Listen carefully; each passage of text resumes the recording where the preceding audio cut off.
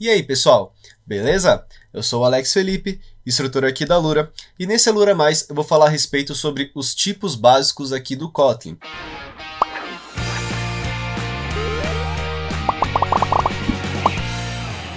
Como conteúdo de extensão do terceiro curso de Kotlin aqui da Alura. Caso você não tenha feito, confira aqui a descrição para que você consiga acompanhar com mais facilidade a extensão que eu vou fazer aqui.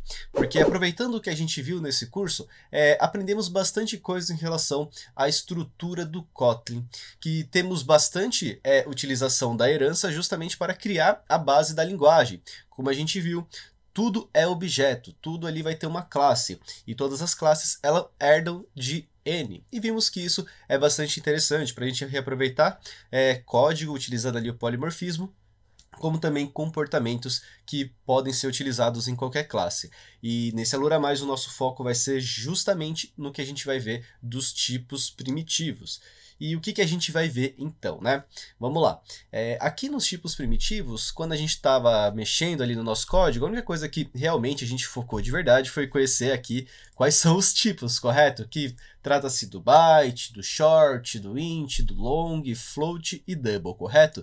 Inclusive é bastante fácil de trabalhar com esse tipo de variável. Então se a gente quer trabalhar com int, a gente coloca aqui um valor inteiro. Se a gente quer trabalhar com um double, a gente coloca um valor com ponto flutuante.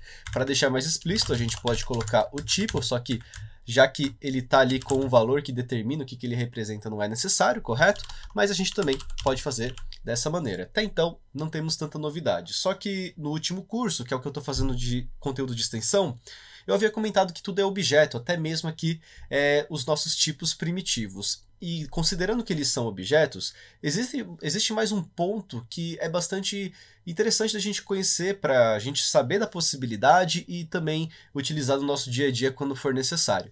Que é o seguinte, que além de herdar de N, quando a gente pega esses tipos primitivos, o nosso código fonte, acessando com o Ctrl B, a gente percebe que eles também vão herdar aqui de uma outra classe chamada de number, correto? Então, se a gente pegar o int, é o number. Se a gente pegar o double, também é um number. Em outras palavras, o number ele vai estar presente como uma classe super, né, de todos esses tipos primitivos que a gente está vendo aqui.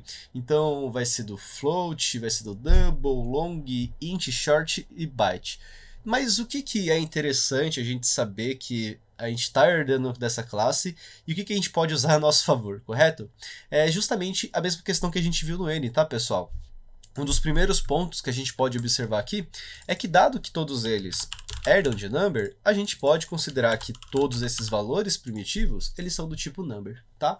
E quando eles são do tipo number, a gente consegue fazer o uso aí do polimorfismo sem nenhum tipo de problema. Então, nas situações que você quer fazer uso de polimorfismo, que sejam de tipos primitivos, você pode considerar aí o number como uma alternativa, além do que a gente viu lá do N, tá? Então, como a gente pode ver, o number ele recebe tanto o inteiro, se a gente colocar aqui, como também o double.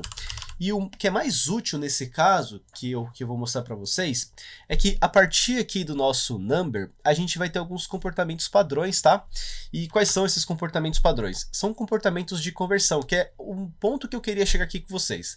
Então, se a gente pegar, por exemplo, aqui, a gente tem esses dois valores que representam aqui o inteiro, eu vou colocar com valores diferentes de 15, e aqui eu vou colocar como 14,5, por exemplo. A gente vai ver que eles são valores diferentes, porque são de tipos diferentes, só que a gente consegue fazer conversões, tá? Então, por exemplo, eu vou fazer aqui um print ln para poder imprimir um valor. Ao invés de imprimir só o x, vou imprimir uma conversão de x para double. Para isso eu tenho esse toDouble. Da mesma maneira, se eu quisesse fazer uma conversão do double para int, eu teria aqui o y.toInt, ou então toLong, ou então o tipo que temos ali dos tipos primitivos, tá? Então esse é um ponto bastante interessante de vocês saberem, porque a conversão é uma rotina bastante comum quando a gente está desenvolvendo o nosso código, tá? Porque de repente você quer trabalhar com double, mas a entrada de valores que você recebe no seu programa é apenas o int ou alguma coisa do gênero. Então, dado que você sabe que já existe aqui um código que faça a conversão para você, isso considerando que você só está trabalhando com tipos primitivos, a gente evita de fazer códigos manuais, tá? E isso é muito interessante, dado que o Kotlin possibilita isso. Então, sobre essa parte dos tipos primitivos e o number, era isso que eu queria passar para vocês. É mostrar que a gente tem bastante poder, dado que eles são classes, dados que eles são objetos e que runtime ele se torna ali os tipos primitivos de verdade, como eu havia comentado também. Isso é bastante importante de ser notado, eles não são ali referências que a gente altera, por exemplo, o valor aqui de x, correto? E esse valor vai ser refletido em uma cópia. Então, por exemplo, só para voltar a esse assunto, isso não significa que se o z aqui ele recebe x, se a gente alterar o valor de z, o x vai ser alterado.